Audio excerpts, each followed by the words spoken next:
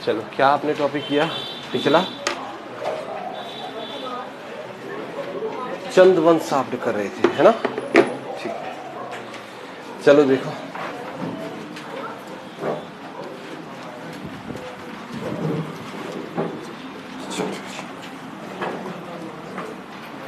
देखो, लास्ट आपने टॉपिक किया चंद राजवंश हमारे राज्य पर 700 ईस्वी से लेके, मतलब कुमाऊं पर 700 से 1790 तक जो वंश राज्य कर रहा था उसको बोलते हैं चंद्रवंश। अब ये जो चंद्रवंश है, इसमें चंद्रवंश का संस्थापक राजा कौन था? ठीक है, संस्थापक। इस राजवंश की स्थापना करने वाला शासक कौन हुआ? तो सोमचंद, ये चंद्रवंश का संस्थापक राजा हुआ। 700 ईस्वी में कहते हैं कि सोमचंद ने चंद्रवंश को स्थापित किया। तो आपने कल की एक कहानी तो बनाई है कि सोमचंद ने जब राज्य स्थापित किया, मेरा और फरत्यालों को उसने उच्च पदों पर आश्रित किया। कुमाऊं में एक नई सामाजिक व्यवस्था बनाई, ब्राह्मणों के वर्ग, क्षत्रिय, पौरी, 15 विश्वा, राजपूत वर्ग बनाए। लगभग सारी कहानी करते, ठीक है। चलो, अब चंद्रवंश में, चंद्रवंश के जो राजा हैं, इन राजाओं की राजधानी कहां पर होती थी? तो इनकी जो राजधानी है, इसकी राजधानी कहां पर थी? राजबुंगा। इन राजाओं की राजधानी राजबुंगा थी, और राजबुंगा की पहचान की जाती है आज के चंपावत। जो आज का चंपावत है, वहां से हम राजबुंगा की पहचान कर देते हैं, ठीक है जी। अब 700 से 1790 ईस्वी तक चंद राजवंश, जिसका संस्थापक सोमचंद नाम का राजा हुआ, और राजधानी इनकी राजबुंगा यानी कि चंपावत में रहा करती थी। तो फिर कहानी आप समझना कि जब ये पूरी की पूरी कहानी चली, तो ये सिर्फ पर्टिकुलर एक क्षेत्र के राजा थे। देखो, यहां पर कहीं किनारे पर था राजबुंगा, और इस जगह पर ये राज करते थे। सबसे पहले किसने राज किया? सोमचंद। सबसे बड़ा राजा इस क्षेत्र का कौन था? डोटी का राजा, इस एरिया का। तो जैसे राजबुंगा का एक राजा है सोमचंद, ऐसे ही सोर का, सीरा का, अलग अलग जगह के कोई ना कोई राजा यहाँ पर रहा करते थे। और ये जो अलग अलग क्षेत्रों के राजा थे इस पूरे के पूरे पर्टिकुलर रीजन पर, वो सब के सब लोग किसको टैक्स पे करते? तो फिर आंसर होगा डोटी के राजा को टैक्स पे करते थे। फिर ये जो सोमचंद नाम का राजा हुआ, इस राजा के बाद कुछ और अन्य छोटे छोटे राजा हैं जिन्होंने चंपावत पर शासन किया। कौन कौन थे? तो जैसे सबसे पहले चंद्रवंश में सबसे पहले राजा सोमचंद हुआ।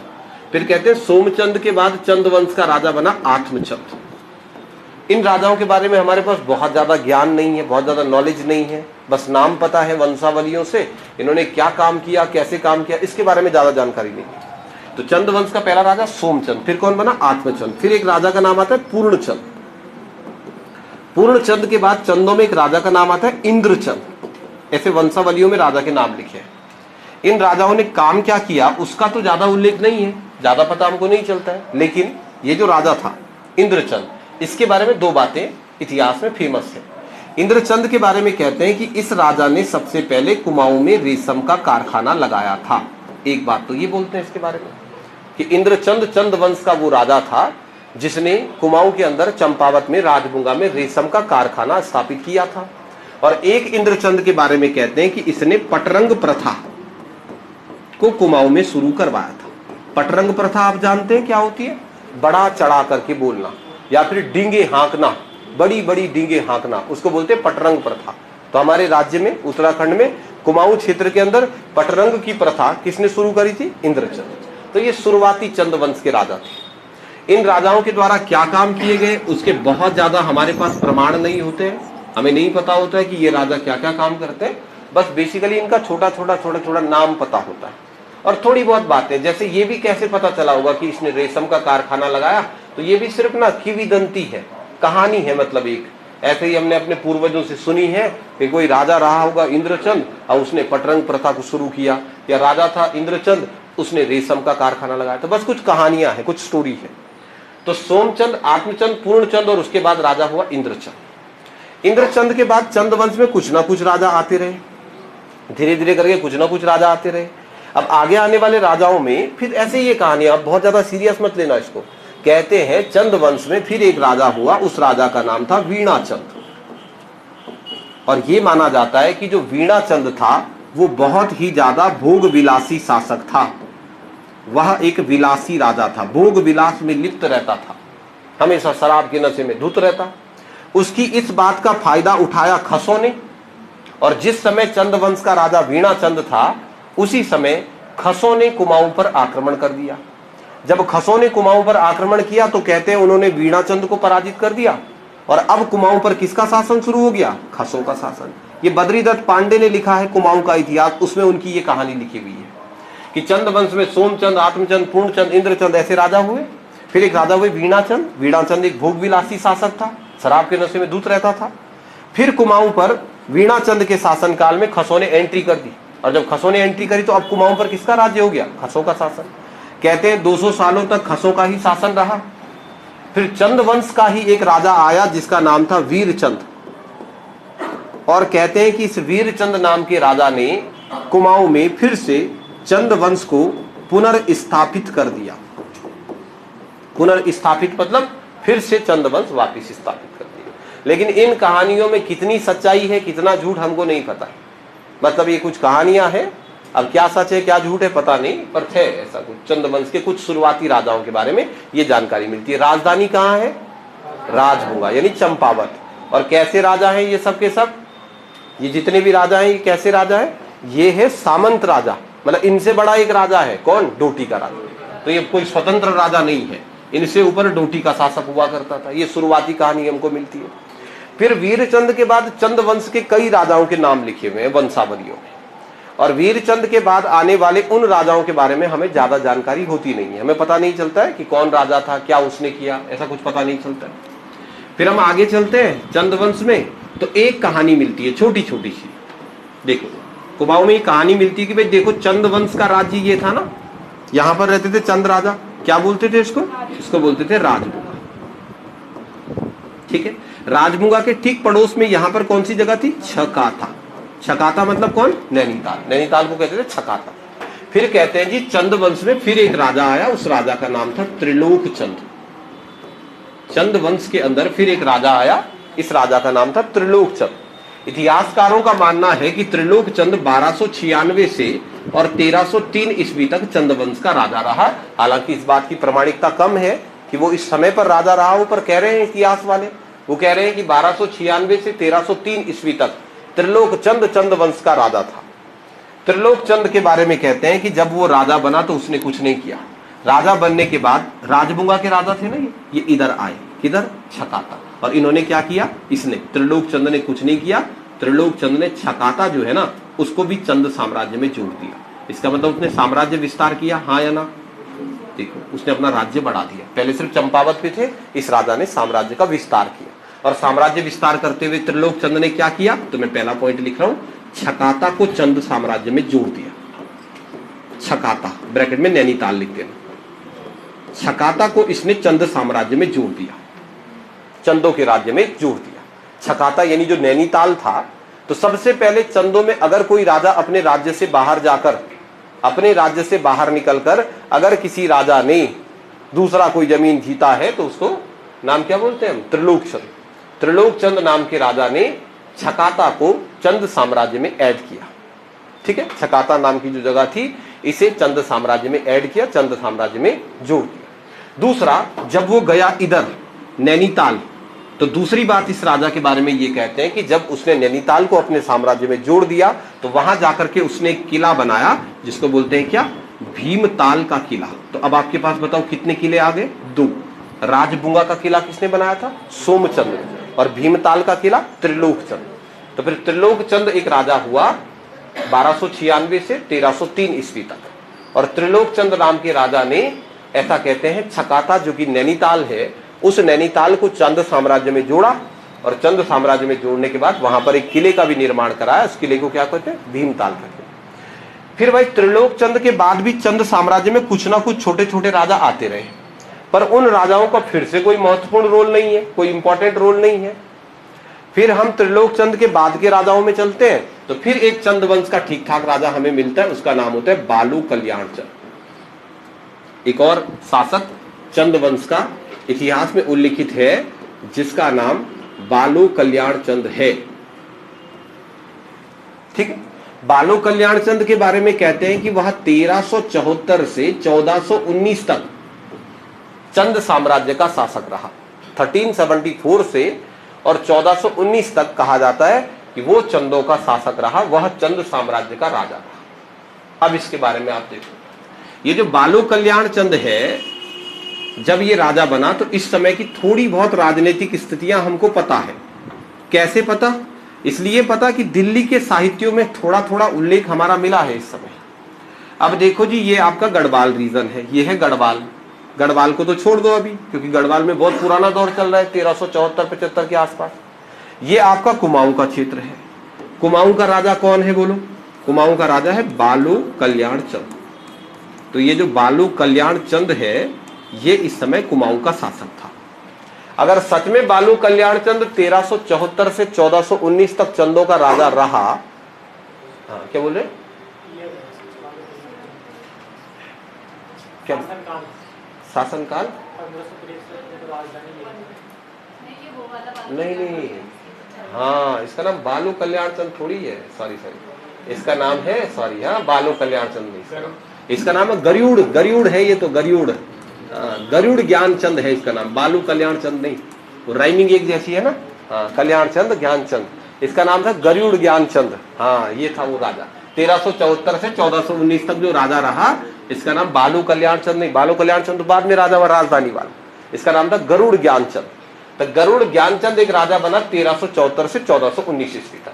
तो ये लोग कुमाऊं का जो शासक था, कुमाऊं का जो राजा था, इसका नाम था गरुड़ ज्ञान चंद। तो मतलब नाम तो उसका ज्ञानचंद था। और जिस समय कुमाऊं का राजा ज्ञानचंद था, गरुड़ ज्ञानचंद, उस समय कहते हैं कि दिल्ली की राजगद्दी पर इस समय जो राजा बैठा हुआ था, उसका नाम था फिरोज शाह तुगलक। हालांकि प्राचीन इतिहासकारों ने तो ये माना है कि दिल्ली में इस समय मोहम्मद तुगलक था, उनकी भी गलती नहीं है, वो टाइम पीरियड का थोड़ा सा मैचिंग नहीं होता है ना। तो यहाँ पर दिल्ली की गद्दी पर फिरोज शाह तुगलक बैठा था, और कुमाऊं की राजगद्दी पर जो राजा बैठा था उसका नाम था ज्ञानचंद। फिर एक बात और सुनो, अब आप जस्ट यहां आओगे ना, देखो ज्ञानचंद से जस्ट नीचे आओ तो कुमाऊं राज्य से सीमा लगता हुआ ये एक क्षेत्र था। कुमाऊं से जस्ट सीमा लगता हुआ ये एक क्षेत्र था। देखो कुमाऊं में यहां पर राज्य है, बोलो इस राज्य का नाम क्या है? राजबुंगा। तो ज्ञानचंद कहाँ का राजा है? इधर का है ना, पूरे कुमाऊं का राजा थोड़ी है, यहाँ का राजा है ज्ञानचंद। और राजबुंगा यानी कि जो चंपावत है, उस चंपावत के ठीक नीचे आओगे, ये वाली जो जमीन है यहाँ पर, इस राज्य को कहा जाता था क्या? तो आप कहेंगे सर इस राज्य को कहते थे कटेहर। ये राज्य का नाम था कटेहर राज्य। यहाँ पर एक राज्य था, उसका नाम था राजबुंगा। और राजबुंगा के ठीक नीचे दक्षिण में एक राज्य और स्थित था, उस राज्य का नाम था कटेहर। अब कटेहर राज्य की आप एक छोटी कहानी समझो, बेसिक सी कहानी आपने पहले भी पढ़ी होगी जब आप थारू जनजाति पढ़ रहे थे। तो थारू जनजाति के समय तुमने पढ़ा था कि अलाउद्दीन खिलजी की आक्रमण की वजह से राजस्थान की राजपुताना रानियां और राजकुमारियां अपनी जान बचाने के लिए इधर आ गई थी, उन्हीं को नाम दिया गया कटेहर। तो यहां पर एक राज्य था राजबुंगा। राजबुंगा मतलब कौन सा राज्य? चंपावत। और राजबुंगा के ठीक नीचे जो आज का चंपावत है, उस चंपावत को नाम देते थे कटेहर। कटेहर एक राज्य हुआ करता था। कटेहर नाम का जो राज्य था, इस कटेहर राज्य का एक राजा था जिसका नाम खड़कू था। खड़कू, ठीक। राजबुंगा यानी चंपावत, चंपावत के ठीक नीचे एक राज्य है, उस राज्य का नाम क्या? कटेहर। जहां आज बरेली है ना, बरेली, पीलीभीत, वहां पर इस समय एक राज्य था, उस राज्य का नाम था कटेहर, क्योंकि कटेहर राजा वहां राज करते थे। जैसे हमारा वंश है चंद वंश, इनका वंश क्या था? कटेहर। और कटेहरों का राजा कौन था? तो उसका नाम था खड़कू। और दिल्ली की गद्दी पर कौन बैठा है? फिरोज शाह तुगलक। तो फिरोज शाह तुगलक जो है, इसका एक सूबेदार था। कहां पर? बदायूं में। सूबेदार समझते हैं आप? एक प्रकार का सेनापति। फिरोज शाह तुगलक का एक सूबेदार जो उसने बदायूं में नियुक्त किया हुआ था। हमारा राज्य है राजबुंगा, कुमाऊं का चंपावत। राजबुंगा का राजा ज्ञानचंद, नीचे एक राज्य है कटेहर, कटेहर राज्य का राजा है खड़कू। इधर फिरोज शाह तुगलक है, और फिरोज शाह तुगलक के जस्ट नीचे आएंगे तो यहां पर बदायूं का सूबेदार है ना, बदायूं का सूबेदार। ये किसका आदमी है? बदायूं का सूबेदार, ये फिरोज शाह तुगलक का आदमी है। अब फिरोज शाह तुगलक ने अपने सूबेदार को कहा कि हे सूबेदार, साम्राज्य विस्तार करो, मेरा राज्य बढ़ाओ, आगे बढ़ो। बदायूं का सूबेदार फिरोज शाह तुगलक के कहने पर, इसके कहने पर साम्राज्य बढ़ाने के लिए आगे बढ़ा। जब ये साम्राज्य वृद्धि कर रहा था, आगे आगे बढ़ रहा था, तो एक दिन बदायूं के सूबेदार ने इस पे अटैक कर दिया। किस पे? समझ ना बात को। बदायूं के सूबेदार ने कटेहर राजा खड़कू पर आक्रमण कर दिया। तो लड़ाई हुई किस किस की? बदायूं के सूबेदार की। अब बदायूं का सूबेदार है किसका आदमी? तो आप ऐसा कह सकते हैं फिरोज शाह तुगलक का सेनापति कटेहर राजा खड़कू से लड़ा। जब खड़कू और बदायूं सूबेदार की आपस में लड़ाई हुई तो उस लड़ाई में ये हार गया। खड़कू जीत, तुम उसके नाम पे मत जाओ, जीत गया वो। खड़कू ने युद्ध जीत लिया, यानी खड़कू ने हरा दिया किसको? बदायूं सूबेदार को। बदायूं सूबेदार है किसका सूबेदार? इसका मतलब खड़कू राजा ने फिरोज शाह तुगलक की सेना को पराजित कर दिया। अब बदायूं का सूबेदार युद्ध हारने के बाद दौड़ा दौड़ा सीधा अपने राजा के पास गया और उसने कहा सर हम हार गए। हाँ जी भाई, किसने हराया? खड़कू ने हराया। तो इस बात से फिरोज शाह तुगलक को गुस्सा आया। हारते भी ढंग के आदमी से हारते, खड़कू से हार के आ गए। तब फिरोज शाह तुगलक ने क्या किया? अपनी 1.5 लाख की सेना भेज दी। उसने कहा ले 1.5 लाख सैनिक ले जा, खड़काओ इस खड़कू को, पीटो इसको। और 1.5 लाख सैनिक दिल्ली से पैदल पैदल पैदल पैदल कहां की तरफ आने लगे? कटेहर राज्य की तरफ। कटेहर का राजा खड़कू वो डर गया जब उसने देखा 1.5 लाख लोग मुझे पीटने आ रहे हैं। तो खड़कू अपनी जान बचाने के लिए जैसे ही उसने देखा कि मुझे मारने कोई आ रहा है, वैसे ही खड़कू चुपचाप से इस राजा के दरबार में शरण ले लिया। किस राजा के? ज्ञानचंद।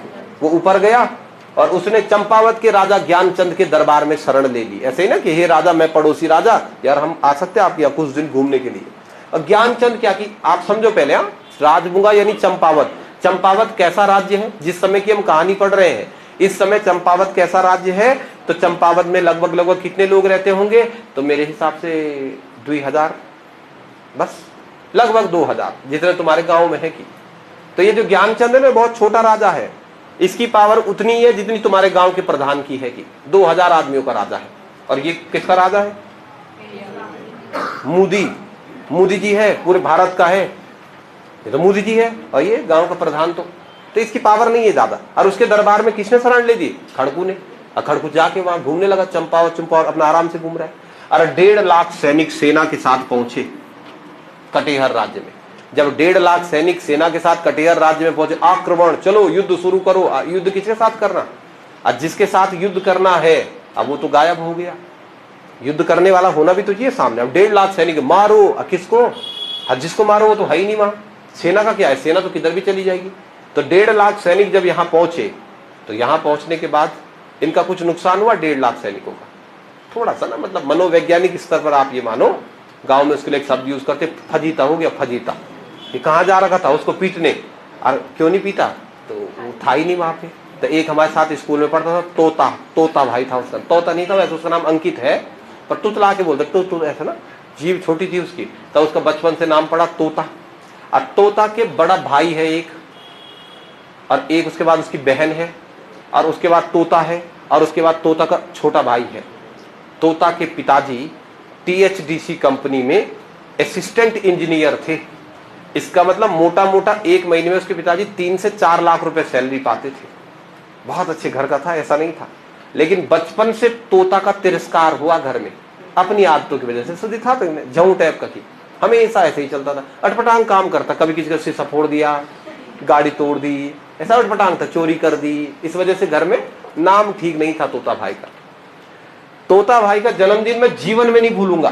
तोता भाई का जन्मदिन कब है? तो तोता भाई का जन्मदिन है 4 और 5 दिसंबर। इसका जन्मदिन भूल नहीं सकता, बताओ मैं, जीवन में नहीं भूलता। 4 और 5 दिसंबर, हम 5-6 दोस्त थे और हमारा जन्मदिन लगातार आता था, बैक टू बैक आता था। 1 दिसंबर मेरे एक दोस्त था, उसका जन्मदिन था। फिर 3 दिसंबर को एक दोस्त का था। 5 दिसंबर को मेरा एक दोस्त था नितिन, उसका बर्थडे था। और शायद 5 दिसंबर को तोता का भी बर्थडे रहा होगा शायद। फिर 8 तारीख मेरा बर्थडे आता था, तो हम लगातार बैक वाले थे। अब 5 दिसंबर और 4 दिसंबर क्यों कह रहा मैं कि जब हम स्कूल में पढ़ते थे ना, तो स्कूल में क्या होता है, बर्थडे पार्टी तो बहुत इंपॉर्टेंट होती है ना। भाई आज मेरी बर्थडे पार्टी, ओ बेटा तेरे बर्थडे पार्टी पैसा लेके आना और कल सबको पार्टी करवाओ। तो 5 तारीख को हम बड़े खुश होते थे क्योंकि तोता प्लस नितिन 2 की पार्टी होगी एक साथ। तो तोता भाई क्या करता था कि तेरा बर्थडे कब है? 5 को। और जैसे ही 5 तारीख आती थी, चाल को था यार, लास्ट में ऐसा बोल देता, अरे यार चाल को था, ऐसे ही घुमाया उसने पूरा हमें। 4 को बोलता था कि कल है, आज नहीं है, और 5 को बोलता था अरे पापा ने बोला कल है, कल है, और ऐसे ही किया। अतः गए हम 12th में, अब 12th में हमने कहा बेटा 4 को है चाहे 5 को, हमको मतलब नहीं, 5 को पार्टी कराएगा, तूने कभी नहीं कराई जीवन में, 0 से पढ़ रहा हमारे साथ और कभी पार्टी नहीं कराई, तू 5 को ही कराएगा। तो उसने बोला कि तुतला के बोलता था हाँ करा दूंगा बल। 4 तारीख की रात तोता घर में लड़ गया अपने पिताजी से, पैसा चाहिए मुझे। हमने कहा तोता तूने कभी पार्टी नहीं कराई, इसलिए बड़ी पार्टी होनी चाहिए तेरी। और 5 तारीख को सुबह सुबह जब स्कूल में हम बस से जाते थे, बस में बैठे तो तोता पीछे बैठ के उदास से बैठा हुआ है। हमने कहा भाई हैप्पी बर्थडे, वैसे 2 दिन बोल चुके थे, 4 को भी बोल दिया था। हमने कहा भाई हैप्पी बर्थडे, है व्यवस्था? तो उसने कहा इधर लाओ यार, सबको बुला दिया पीछे। और पीछे आके उसने क्या बोला, इस दुनिया में तुतला के ना, सबसे बेकार पिताजी मेरा है, ऐसा है तैसा है। उसके अपने पिताजी की बुराइयां करने लगे जी भर के, भाई छोटी मोटी नहीं, जी भर के। इसके बाद हम स्कूल गए, मैं झूठ कहानी नहीं बता रहा आपको, मेरे क्लासमेट है, मेरा दोस्त। अब जब हम स्कूल गए तो इसने स्कूल में क्या किया, स्कूल में ना जो कॉलेज वाले भैया लोग होते थे, BA BSc वाले, उसमें होते कुछ गुंडा टाइप के, तो उसने 4-5 लड़के इकट्ठे कर दिए, मैं तुमको 200 रुपए दूंगा, एक आदमी को मारना है, समझ रहे तुम, एक आदमी को पीटना है। तो ये हम स्कूल पढ़ते थे नई टिहरी, और रहते हम थे बीपुरा में, एक छोटा सा टाउन है, टिहरी से लगभग 10 किलोमीटर दूर है। तो उसने कहा शाम को आप आ जाना, 200 रुपया पर आदमी को दूंगा, एक आदमी को मारना है। समझ रहे हो तुम कौन है वो? पापा, उसका पापा है जो, कि पहुंच जाओगे कि हाँ ठीक है। शाम दिन में 2 बजे छुट्टी हुई, 2 बजे छुट्टी हो गई, हम जैसे ही घर पहुंचे, तोता के पापा ने तोता के लिए 2 जींस की पैंट ला रखी। जब तक घर आया कि बर्थडे है बोल के ना, और 2 पैंट जींस की ला रखी, और घर में केक कुकर, एक टोपला भी आता लंबा ना हैप्पी बर्थडे वाला, सब व्यवस्था हो रखी। तोता का हृदय परिवर्तित हो गया है ना पापा को देख करके, और पापा ने झट से 500 रुपए भी दे दिया। लेकिन फोन का जमाना कम था उस समय, और वो जो 3-4 थे गुंडा वाले, वो शाम को 5 बजे पहुंच गए। अब 5 बजे पहुंचे तो उन्होंने तोता को बुलाया, हाँ भाई किसको मारना है? तो उसने कहा किसी को नहीं। अन्य का किसी को नहीं, भाई पागल है, 10 किलोमीटर दूर से आ रहे, तेल खर्च करके, मजाक है कि अब मार के तो जाएंगे, जिसको मारना था बताओ, उसको मार के तो जाएंगे भाई, ऐसा थोड़ी चले जाएंगे ना, इतनी दूर से आए हुए हम। तो उसने कहा यार मेरे पापा थे बल। तो वो लड़के भी पहले शौक हो गए, उन्होंने कहा यार कैसा लड़का है तू बता। तो उन्होंने कहा नहीं तोता भाई ऐसा है, देखो मारना तो हमने है ही, अब पापा नहीं पीटा तो तू पीटेगा। पर जब हम आए हैं ना उतनी दूर से, तो ये सेना देखो 1.5 लाख की सेना है, यहाँ तक आई है, तो तोता भाई को 200 देना पड़ा, 200 तो देने पड़े, अब मारा है चाहे नहीं मारा है, तो आए हैं ना इतना दूर, तो फजीता हो जाता है ना, इतना दूर आ गए। अब फिरोज शाह तुगलक की सेना दिल्ली से पहुंच गई कटिहार राजा के दरबार में। अब कटिहार राजा में कौन गायब है? खड़कू है कहाँ? यहाँ छुप रखा था, जंगल में छुप रखा खड़कू। 1.5 लाख की सेना जब कटिहार राज्य पहुंची और उनको वहां खड़कू नहीं मिला, तो बड़े उदास हो गए, और वापिस ये सेना पहुंच गई दिल्ली। जब सेना दिल्ली पहुंची, फिरोज शाह तुगलक ने कहा हाँ भाई क्या हुआ? तो सेना ने कहा खड़कू तो है ही नहीं, खड़कू कहीं छुप गया। फिरोज शाह तुगलक को गुस्सा आ गया। आप समझ लो 1.5 लाख सैनिक दिल्ली से आ रहे हैं उत्तराखंड, कम से कम 4-5 दिन तो लगे होंगे, आना जाना, खाना पीना, किराया, ये सब लंबा। तो फिरोज शाह तुगलक को गुस्सा आया, और उसने कहा कि अब दिल्ली से फतवा जारी किया, एक आदेश जारी किया कि जिसने खड़कू को छुपाया होगा पहले वो बेटा पिटेगा। आप जिसने खड़कू को शरण दी होगी पहले हम उसको काटेंगे। और ये फतवा जारी हो गया। अब फतवा कैसे जारी होता था? जैसे दिल्ली से संदेश आया तो एक आदमी नगारा बजा के आता था अलग अलग राज्य में। जैसे दिल्ली से आया, राजस्थान पहुंच गए, हाँ भैया दिल्ली के राजा का संदेश है कि किसी ने खड़कू को तो नहीं छुपाया, अगर छुपाया है बस तैयार हो जा। और ऐसे ही नगारा वाला एक दिन चंपावत भी पहुंच गया, और चंपावत के राज दरबार में उसे बजा दिया ढोल कि सुनो सुनो भाई, दिल्ली के राजा ने कहा है अगर किसी ने खड़कू को छुपाया है तो बस अब वो पिटेगा। अब तो ज्ञानचंद प्रधान जी गांव का, इसने कहा बेटा कहां फंसे हम। तब ज्ञानचंद ने राज दरबारियों से पूछा वो कौन था वो जो उस दिन आया? तो उन्होंने कहा सर वही तो था खड़कू। अब ज्ञानचंद डरने लगा, यार ना 3 में ना 13 में मैं फालतू फंस गया ना। तो ज्ञानचंद ने कहा यार हाँ हमें क्या पता यार इनका क्या मामला चल रहा है। तब लोगों उसके राज दरबारियों ने डराया कि अब तो चाहे जो भी हो भाई, अब कहानी जो भी हो आने वाला है फिरोज शाह तुगलक, और कब तक छुपाओगे उससे ये बात। अब वो आएगा 1.5 लाख की सेना के साथ, हमारा तो पूरे गांव में 2000 है, उसकी सेना है 1.5 लाख की, हम टोटल 2000, लड़ने वाले सैनिक 100 है बस, या 200 ही होंगे या 500 ही होंगे, कैसे लड़ेंगे इतनी बड़ी सेना से। तो ज्ञानचंद ने ये प्लान बनाया कि इससे पहले फिरोज शाह तुगलक अपनी सेना लेकर के हम पे आक्रमण कर दे, हम ही चल जाते हैं वहां, वही बात कर देते उसके साथ। तो ज्ञानचंद ने अपने राज दरबार से सोना, चांदी, हीरा, मोती और भी चीजें, पुंडालू जो वहां नहीं होता ना दिल्ली में, कस्तूरी, मृग वगैरह, खूब धन संपदा इकट्ठी करी और ज्ञानचंद खूब सारे उपहार के साथ सीधा पहुंचा दिल्ली दरबार। किससे मिलने जा रहा है? क्यों जा रहा है? कि हे फिरोज शाह भाई मत करना यार, सॉरी भाई, हमें क्या पता यार। आ गया वहां खड़कू, उसने बोला कि उसने तो अपना नाम गुल्लू बताया, खड़कू भी नहीं बताया है ना, कुछ झूठ कि मतलब हम पे अटैक मत करो। इसलिए ज्ञानचंद दिल्ली दरबार पहुंच गया। जब ज्ञानचंद दिल्ली के दरबार में पहुंचा तो गरुड़ ज्ञानचंद जैसे ही दिल्ली दरबार में पहुंचा तो वहां फिरोज शाह तुगलक नहीं था, वो था ही नहीं। तो वो दरबार में पहुंचा, दरबारियों ने पूछा किससे मिलना है? इसने कहा सर फिरोज शाह से। तो उन्होंने कहा वो तो है ही नहीं। तो इसने कहा कहां गया? दरबारियों ने कहा वह शिकार करने गया है, आप इंतजार करो, शिकार करने गया है। तो ज्ञानचंद ने कहा नहीं नहीं नहीं नहीं, इंतजार नहीं कर सकते, भरोसा नहीं। क्या पता चला वहीं से लग गया बाट, पता चला शिकार करके और वहीं से निकल गया हमारा शिकार करने। तो उसने कहा कहां गया है शिकार करने? उन्होंने एक जंगल का एड्रेस बता दिया। तो ज्ञानचंद उस जंगल में पहुंच गया। अब जंगल में जाके ज्ञानचंद क्या देख रहा है कि फिरोज शाह तुगलक जंगल में एक गरुड़ का शिकार कर रहा है। गरुड़ एक पक्षी होता है ना, पुराने जमाने में होते थे। एक गरुड़ था और ज्ञानचंद बार बार धनुष तीर लगाता, इस तीर मारता, गरुड़ पे लग ही नहीं रहा।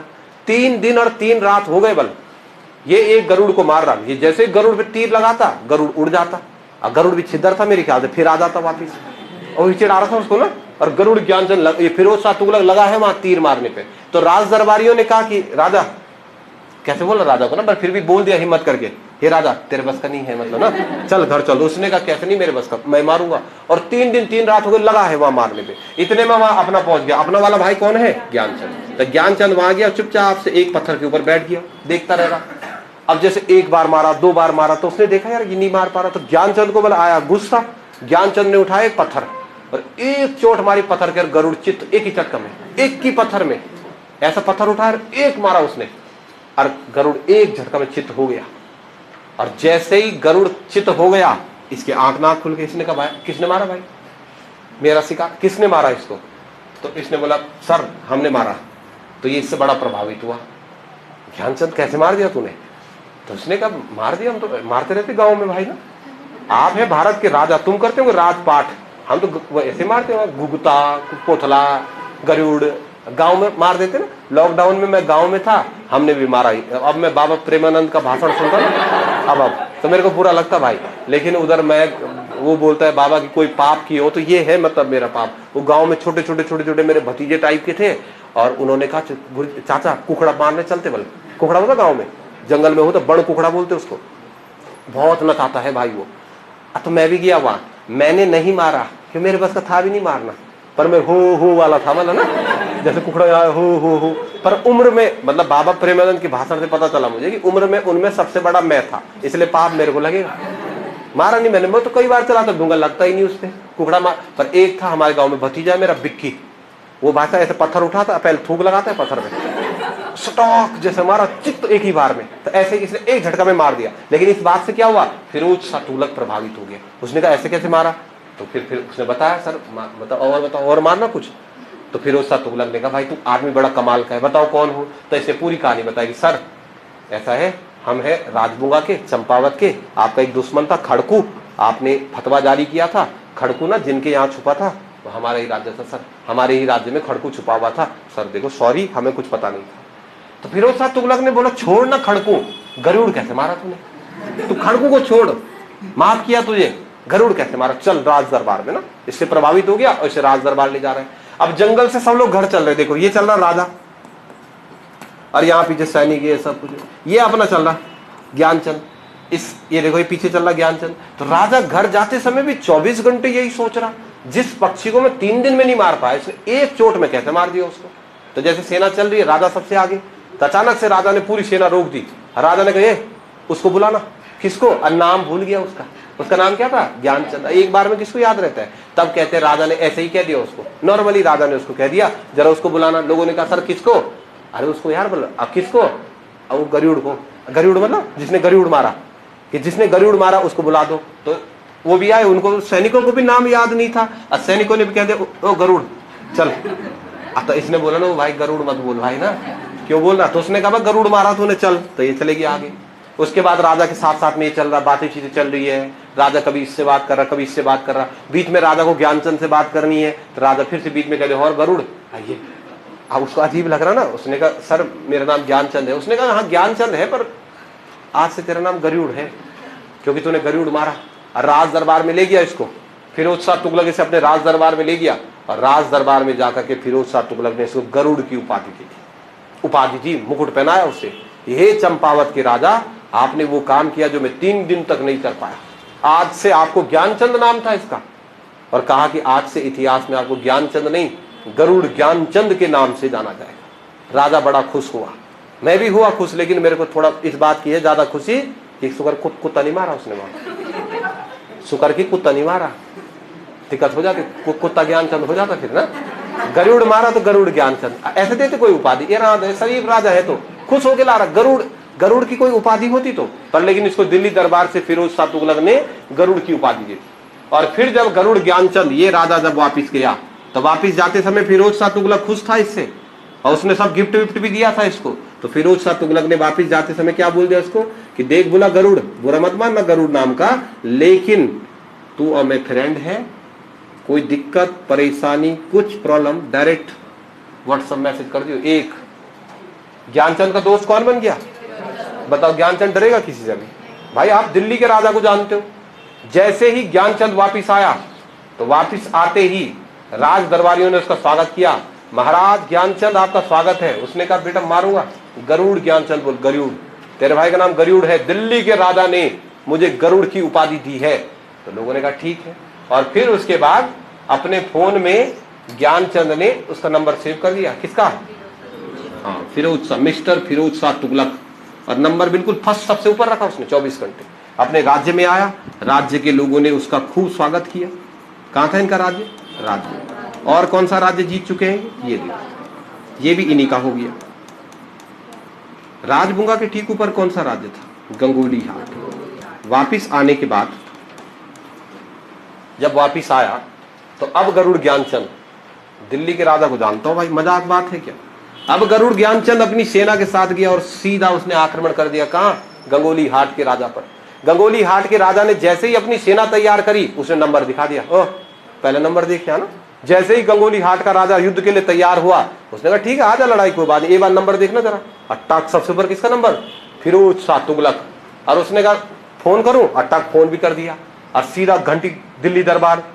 और फिरोज भाई क्या हाल है? और उसने बोला गरुड़ भाई मस्त है। तो गंगोली हाट के राजा ने देखा, बेटा ये तो दिल्ली के राजा को जानता है ना। तो गंगोली हाट के राजा ने हाथ जोड़ दिए, बाजी क्या चाहिए? तो उसने कहा क्या चाहिए? क्या राज्य चाहिए तेरा? और गंगोली हाट को भी किसमें मिला दिया? चंद्र साम्राज्य में। गंगोली हाट से ऊपर गया, और गंगोली हाट से ऊपर जाने के बाद कहां पहुंचा? सोर। सोर का राजा था विजय बम। जब सोर के राजा को खबर मिली कि मेरे पास आक्रमण हो रहा है, अब अगला आक्रमण किस पर कर रहा है? वो सोर पर। और सोर का राजा कौन था? विजय बम। और सोर के राजा पर जब आक्रमण किया किसने? गरुड़ ज्ञानचंद ने। तो सोर के राजा को पहले ही खबर मिल गई कि मेरे पे आक्रमण होने वाला। कौन कर रहा है आक्रमण? वो कर रहा है, ज्ञानचंद नहीं, वो कर रहा है जो मोदी जी का फ्रेंड है। भाई पावरफुल आदमी है ना, इसकी दिल्ली में पकड़ है, तो वो मेरे पे आक्रमण कर रहा है। तो राजा विजय बम ने इसके आक्रमण से बचने के लिए पहले ही एक प्लान कर दिया कि गरुड़ ज्ञानचंद जैसे ही सोर राज्य में पहुंचा, वैसे ही विजय बम आरती की थाली लेके खड़ा था। और जैसे ही आया ज्ञानचंद, और वैसे ही विजय बम ने कहा अरे आ गए भाजी, स्वागत है आपका। और बिल्कुल आरती उतार दी, तिलक पहनाया, माला पहनाई, कोई दिक्कत तो नहीं हुई रास्ते में। तो ज्ञानचंद ने कहा हम तुम पे आक्रमण करने आए। उसने कहा अरे श्री महाराज, पहली बार विजय बम ने हे गरुड़ महाराज, तो उस पर चिड़ा, ओ गरुड़ तू क्यों बोल रहा? गरुड़ ना, गरुड़ तो दिल्ली का राजा बोल सकता है और नहीं बोल सकते। तो उसने कहा नहीं सॉरी, हे महाराजा धीराज, श्री महाराज 1008 ज्ञानचंद जी महाराज की जय बोलो, बोल सबके सब। और सब ने बोल दिया कि जय। तो फिर खुश हुआ वो, इस बात से खुश। उसने कहा वेरी गुड, फिर से बोल, एक बार फिर से बोल। तो उसने उसको बार बार कहते रहा, हे राजाधिराज, महाराजाधिराज 1008 ज्ञानचंद महाराज। तो विजय बम जो सोर का राजा था, उसने अपने आक्रमण करते समय ज्ञानचंद को किसकी उपाधि दे दी? महाराजाधिराज। दिल्ली से कौन सी उपाधि लाया? गरुड़। और विजय बम ने उसको क्या उपाधि दे दी? महाराजाधिराज। फिर विजय बम ने पूछा बता क्या चाहिए तुझे, तो उसने कहा मुझे सोर राज्य चाहिए। तो विजय बम ने कहा ले ले। तो सोर भी किसका हो गया, चंदों का हो गया। बढ़ रहा है ना राज्य, पहले सिर्फ चंपावत तक थे, फिर छकाता भी आ गया, गंगोली हाट भी आ गया, सोर राज्य भी इसके पास आ गया। सोर के बाद उसने ऊपर की तरफ देखा और उसके ऊपर सीरा राज्य दिखाई दिया। उसने कहा वाह ये तो बहुत खूबसूरत राज्य है। तब वो सीरा राज्य की तरफ गया और सीरा के राजा ने भी उसके सामने आत्मसमर्पण कर दिया। तो देखो जो ज्ञानचंद है ना वो इतने सारे राज्यों का राजा बना। सबसे पहले चंद वंश में अगर किसी राजा ने बड़ा साम्राज्य विस्तार किया तो उस राजा का नाम क्या था, गरुड़ ज्ञानचंद था। इतना साम्राज्य विस्तार करने के बाद इस राजा की मृत्यु हुई। तो ठीक ठाक राजा है ना, मजाक राजा नहीं, बड़ा राजा है। तो आप गरुड़ ज्ञानचंद के ऊपर कुछ टॉपिक लिखो। सबसे पहले राजा गरुड़ ज्ञानचंद 1374 से 1419 ईस्वी तक ये राजा रहा। अब आप इसकी कहानी सबसे पहले लिखना, ठीक है। पहली बात लिखो, बदायूं के सूबेदार, बदायूं के सूबेदार सैयद मोहम्मद ने, बदायूं के सूबेदार सैयद मोहम्मद ने, बदायूं के सूबेदार सैयद मोहम्मद ने कटेहर राजा खड़कू पर आक्रमण किया। बदायूं के राजा सैयद मोहम्मद ने कटेहर राजा खड़कू पर आक्रमण किया। तब कटेहर राजा खड़कू ने ज्ञानचंद के दरबार में शरण ली। तब कटेहर राजा खड़कू ने,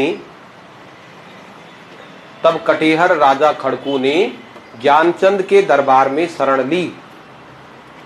कटेहर राजा खड़कू ने ज्ञानचंद के दरबार में शरण ली। कटेहर राजा खड़कू ने ज्ञानचंद के दरबार में शरण ली। इस बात से कौन गुस्सा हुआ, फिरोज शाह तुगलक गुस्सा हुआ। जब फिरोज शाह तुगलक गुस्सा हो तो कहानी लिखने की जरूरत नहीं ना कि वहां गया गरुड़ मारा, ऐसा ऐसा बात की बात है, ठीक है। चलो शरण ली। अब पिछली बार यूके ट्रिपल एससी वालों ने एक प्रश्न पूछा कि खड़कू राजा, कटेहर राजा खड़कू ने चंद राजा के दरबार में शरण ली। इस बात की जानकारी हमें किस पुस्तक से मिलती है, तो एक पुस्तक है, कौन सी, उसका नाम है तारीख ए मुबारक शाही। तो आप पुस्तक नीचे लिखना, तारीख ए मुबारक शाही नामक पुस्तक से इस बात की जानकारी प्राप्त होती है। तारीख ए मुबारक शाही, ब्रैकेट में लिख दो चाहे, तारीख ए मुबारक शाही। ये वो पुस्तक है जिसमें इस घटना का उल्लेख किया गया है कि खड़कू राजा भाग करके और उसने वहां शरण ले ली थी। तारीख ए मुबारक शाही, तारीख ए मुबारक शाही ये वो पुस्तक है जिसमें इस बात की जानकारी मिलती है कि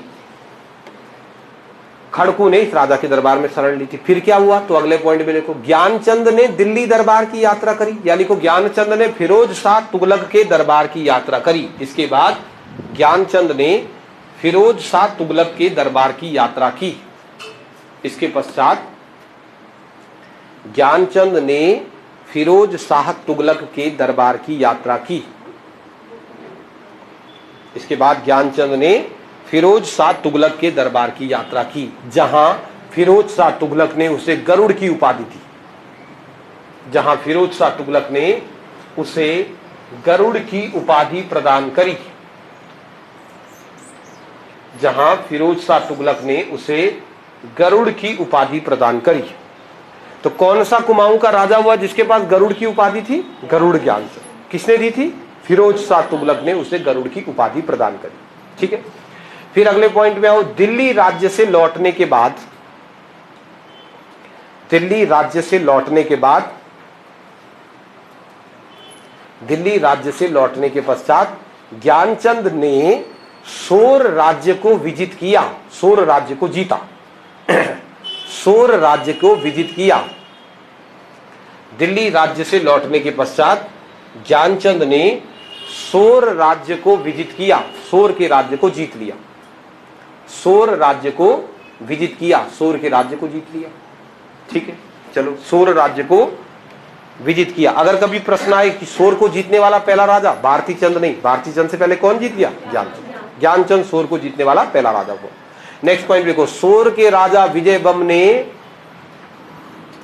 सोर के राजा विजय बम ने ज्ञानचंद को महाराजाधिराज की उपाधि प्रदान करी। सोर के राजा, सोर के शासक विजयबम ने ज्ञानचंद को विजयबम की उपाधि प्रदान करी। सॉरी, विजयबम ने महाराजाधिराज, गर्मी हो रही ना अंदर हो जाता तो आगे, महाराजाधिराज की उपाधि प्रदान करी। ठीक है, महाराजाधिराज ये उपाधि प्रदान करी। चलो, महाराजाधिराज की उपाधि। नेक्स्ट, इस घटना का उल्लेख सेरा खड़कोट ताम्रपत्र में है। सेरा खड़कोट ताम्रपत्र किसका है? ज्ञानचंद का है। ठीक है, सेरा खड़कोट ताम्रपत्र ये राजा ज्ञानचंद का एक ताम्रपत्र है, सेरा खड़कोट का ताम्रपत्र। और इस ताम्रपत्र में इस घटना का उल्लेख किया गया है। इस घटना का उल्लेख किया गया है। ठीक है, सेरा खड़कोट ताम्रपत्र में इस घटना का उल्लेख किया गया है। ठीक है जी, चलो, सेरा खड़कोट ताम्रपत्र किस राजा का है? तो ज्ञानचंद का है। फिर ज्ञानचंद बड़ा पावरफुल राजा था, लेकिन कहते हैं गरुड़ ज्ञानचंद का एक सेनापति था और इसके सेनापति का नाम था नीलू कठायत। जैसे गढ़वाल में हम लोग किसको मानते हैं सेनापतियों में फेमस? माधो सिंह भंडारी। वैसे ही कुमाऊं में राजभक्त नीलू कठायत मने आप मोटा मोटा मानो कौन? जैसे आज के समय कटप्पा। बस कटप्पा है ना, कटप्पा भयंकर कैरेक्टर है ना। कटप्पा ने किसको मार दिया? बाहुबली को। मतलब क्यों? क्योंकि कटप्पा अपने राजधर्म का पालन करने वाला व्यक्ति है, राजा राजधर्म भाई। अब उसे कोई मतलब नहीं है, बाहुबली उसका बेस्ट फ्रेंड है, लेकिन दूसरे वाले ने कह दिया, अंटी है जो उसमें, अंटी ने तो कहा, क्योंकि बाहुबली राजा नहीं था और जो राजा था उन्होंने कह दिया मारो तो मार दो। अब बाद में बाहुबली के लड़के की टीम में आ गया है ना। तो जैसे कटप्पा था राज सेवक, वैसे ही गरुड़ ज्ञानचंद का भी एक सेनापति था नीलू कठायत। लेकिन कहते हैं राज दरबारियों की बात में आकर, मतलब नीलू कठायत ना ज्ञानचंद के लिए जान देने वाला सेनापति था, पर ज्ञानचंद ने अपने राज दरबारियों की बातों में आकर के नीलू कठायत के बच्चों की हत्या कर दी। इसके 2 बेटे थे और गरुड़ ज्ञानचंद ने उसके 2 बेटों को मरवा दिया। जब गरुड़ ज्ञानचंद ने 2 बेटे मरवाए तो नीलू कठायत बड़े गुस्से में आया राज दरबार में। उसने राज दरबार में तबाही मचा दी, जितने राज दरबारी थे सबको मारा, इसको नहीं मारा।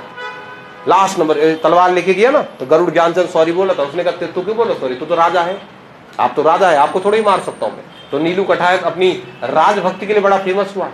पर कुमाऊं के इतिहासकार कहते हैं कि जब गरुड़ ज्ञानचंद ने नीलू कठायत के बच्चों को मारा तो उसके बाद नीलू कठायत का श्राप लगा। पुरानी कहानी है ना कि नीलू कठायत का श्राप लगा चंद्रवंश को, और चंद्रवंश में जो भी राजा बना वो 1 साल से ज्यादा जीवित नहीं रह पाया। जब गरुड़ ज्ञानचंद की मृत्यु हुई तो यहाँ छोटे छोटे राजा बने, हरिहर चंद, आत्मचंद द्वितीय, उद्यान चंद, ऐसे राजा बने। हर राजा ठीक 1 साल के बाद मर जाता था। जैसे ही 1 साल होता राजा मर जाता, तो फिर डर भी लगता है। बताओ, अगर आपको प्रधानमंत्री बनने का मौका मिले, आपको बोले कि चलो प्रधानमंत्री बनना है पर 1 साल में मरना है, तो बनोगे? फिर नहीं बनेंगे ना, छोड़ भाई प्रधानमंत्री, ऐसे ही ठीक है। बताओ, तो एक के बाद एक राजा आए, जो भी राजा बनता वो हर साल मर जाता। फिर आगे चल करके ना इनका एक राजा हुआ, उसका नाम था विक्रमचंद। तो इसको बना रहे थे राजा, इसे मना के ना ना ना, जबरदस्ती बना, चल बन, नहीं मरता, कोई नहीं मरता 1 साल में, अब बना दिया उसको। तो विक्रमचंद ने राजा बनने के बाद क्या किया? राजा बनने के दिन से ही उसने धर्म कर्म पूजा पाठ अपनी प्रजा का टैक्स माफ कर दिया, अच्छा शासन चलाने लगा। फिर धीरे धीरे करके उसको, सोचो जरा, जिस दिन उसको राजा बने हुए 1 साल हुए होंगे, कैसी जुगड़ी धक धक हो रही होगी ना सुबह से, क्योंकि 7-8 राजा ऐसे थे जो 1 साल बाद ही मर रहे थे, ठीक 1 साल बाद। और जिस दिन इसको 1 साल हुआ, खांसी भी लग रही तो डर लगा, ये प्राण न जाए कहीं ना, ध्यान से बिल्कुल राजा ढंग से चला। फिर धीरे धीरे करके वो दिन निपट गया। तो राजा रात को बड़े प्यार से सोया, लेकिन अगले दिन राजा ने सोचा कि बेटा कहीं भगवान का कैलकुलेशन गड़बड़ तो नहीं हो, क्या पता ये साल 366 दिन का हो, आज ना हो 1 साल। तो अगले दिन भी बड़े प्यार से रहा। फिर उसने देखा उस दिन भी नहीं मारा, चला चला, फिर ऐसा करते करते 1.5 साल हो गए, फिर ऐसा करते करते 2 साल हो गए। अब उसको भरोसा हो गया कि ये मैं नहीं मर रहा। अब उस राजा ने राज ही नहीं किया। अब राजा ने राजा बनने के बाद सुबह उठा, दारू पियो, बस शराब के नशे में डूब गया। अब वो राजकाज करता ही नहीं था। तो विक्रमचंद अब एक भोग विलासी राजा बन गया। कोई भी उसके दरबार में आता था, सर मुझे ये चीज चाहिए, वो उसको दारू का पैक पिलाता था, इधर आ बोलो, दारू पियो, निकलो, ऐसा शासन चला रहा था। तो ये शासन इसके भतीजे को अच्छा नहीं लगा। इसके भतीजे का नाम क्या था? इसके भतीजे का नाम हुआ भारती चंद। इसको ये बात अच्छी नहीं लगी, तो भारती चंद ने अपने चाचा की हत्या कर दी। उसने कहा ये चाचा शासन सही से चलाओ, और उसने कहा इधर आ दारू पी। अब भारती चंद ने उसकी हत्या कर दी, और अगला राजा कौन बन गया? खतरनाक है, मतलब शनि देवल है। शनि देवल कहानी कल को लिख देना, पर बेसिक बातें समझ लो। अब विक्रम चंद की जब हत्या हुई तो विक्रम चंद की मृत्यु होने के बाद चंद वंश की गद्दी पर राजा कौन बन गया? भारती चंद। ये देखो एक बार, अब को राजा भारती चंद बना है। क्या हुआ ना, जब एक एक साल में राजा मरने लगे, जब एक एक साल में सारे राजा मरने लगे, तो इस बात का फायदा उठा करके गंगोली हाट वालों ने अपने आप को आजाद घोषित कर दिया। गंगोली हाट जीत लिया था ना ज्ञानचंद ने, लेकिन यहां तो राजा बैक टू बैक मरने लगे, तो गंगोली हाट वालों ने अपने को आजाद कर दिया, सोर वालों ने भी अपने को आजाद कर दिया, सीरा वालों ने भी अपने को आजाद कर दिया। और सबसे बड़ा राज्य कौन सा था? अब राजा बना भारती चंद। बहुत खतरनाक राजा है, आपने नाम सुना होगा भारती चंद का। भारती चंद जैसे ही चंद वंश का राजा बना, राजा बनते उसने सबसे पहला काम क्या किया? अपनी सेना को कहा चलो सीधा भाई राजा बना आज ही। लोग राज्याभिषेक की तैयारी में थे, उसने कहा कल कर देंगे राज्याभिषेक, चलो सारी प्रजा को। पहली बार चंद वंश में कोई ऐसा राजा हुआ कि राजा बनते ही ऐसा मोटिवेशनल भाषण दिया। उसने क्या बोला अपने राज्य की सेना को कि सुनो, हमको गंगोली हाट, सोर, सीरा जैसे छोटे राज्य नहीं जीतने हैं। इस क्षेत्र का सबसे बड़ा राजा है डोटी, चलो डोटी, और सीधा डोटी के राजा को पराजित करते हैं। यहाँ का सबसे बड़ा राजा कौन था? ये सब लोग टैक्स किसको देते थे? अगर भारती चंद ने डोटी के राजा को हरा दिया तो सब टैक्स किसको देंगे? वो सबसे बड़ा राजा बन जाएगा। तो उसने अपनी प्रजा को मोटिवेट कर दिया कि क्यों डरते हो भाई, राजा का काम है मोटिवेशन करना। वो पिक्चर है बाहुबली की पिक्चर, एक सीन है उसमें कि युद्ध करते करते किसी का पैर कट गया, सब मर गए, भाग रहे सेना, और इतने में वहां बाहुबली जो राजा था ना, क्यों राजा बना? क्योंकि वो बीच मैदान में गया और अपनी भागती हुई सेना को देख के तब बोलने लगे वहां क्या है मृत्यु।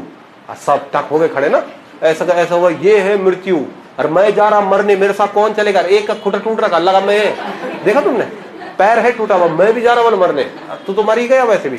लेकिन मोटिवेशन, राजा का मेन काम क्या है? मोटिवेशन। भारती चंद ने अपने सैनिकों को मोटिवेट कर दिया और उसने कहा चलो डोटी चलते हैं। और जितने सैनिक थे उन्होंने कहा बड़ी मुश्किल से ऐसा राजा मिला है, इतना पावरफुल राजा। सब ने कहा चलो सर। और राजा बनते ही, जैसे ही ये राजा बना 1437 में, सीधा अपनी सेना को लेकर चलो डोटी, और सब लगे बाट, तो ऐसे ही जैसे बैठे चलो। जो सैनिक नहीं भी था वो भी चलो। अब देखो कहां आक्रमण करना है इनको, हवाई जहाज में तो जा नहीं सकते, यहां से गए। सबसे पहले कौन से राज्य में गए? गंगोली हाट। पहले बोले इसको हराएंगे, फिर सोर हराएंगे, फिर डोटी जाएंगे। अब जब ये सेना पहुंची गंगोली हाट और युद्ध शुरू हुआ, तो गंगोली हाट में चंद सेना को युद्ध करते करते 3 साल हो गए। जब युद्ध करने गए थे, जैसे मैं तुमको कहूंगा कि चल रहे बाजार, चलो, तो तुमने चलो इसलिए बोला कि गुरुजी अभी जाएंगे 12 बजे आ जाएंगे, पर पता चला कि बाजार जाते जाते वहां 3 साल लग गए, तो दिक्कत हो जाएगी। तो ये सैनिक गए, 3 साल हो गए गंगोली हाट में युद्ध करते करते। अब सैनिकों का मनोबल टूटने लगा।